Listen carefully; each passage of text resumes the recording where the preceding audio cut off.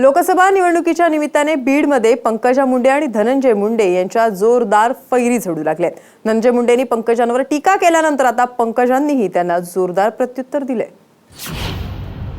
बीडमध्ये बहीण भावात वाकयुद्ध रंगलं। पंकजा आणि धनंजय मुंडे आमने सामने। धनंजय मुंडेंच्या टीकेला पंकजांचं प्रत्युत्तर।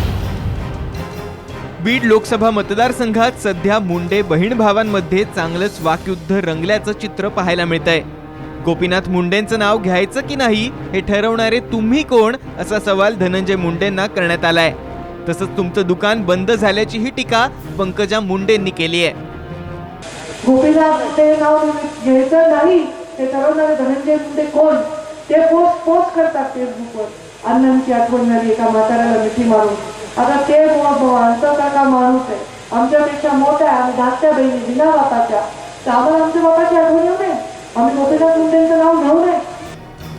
इतकंच नाही तर राष्ट्रवादीत क्षीरसागर यांच्यावर अन्याय झाल्यामुळेच ते भाजपच्या मंचावर आलेत। भाजप सदैव त्यांच्या पाठीशी राहील असंही मत त्यांनी व्यक्त केलंय।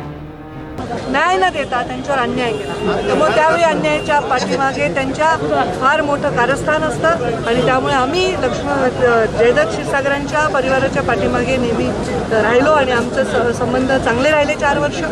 निधी असेल किंवा विकास असेल याच्यामध्ये आम्ही कधीही भेदभाव केला नाही। बीडच्या राजकारणात पंकजा मुंडे आणि धनंजय मुंडे कायमच आमने सामने राहिलेत। त्यामुळे निवडणूक जसजशी पुढे जाईल तसा या दोघांमधला कलगीतुरा आणखीन रंगेल यात शंका नाही। विकास माने, साम टीव्ही, बीड।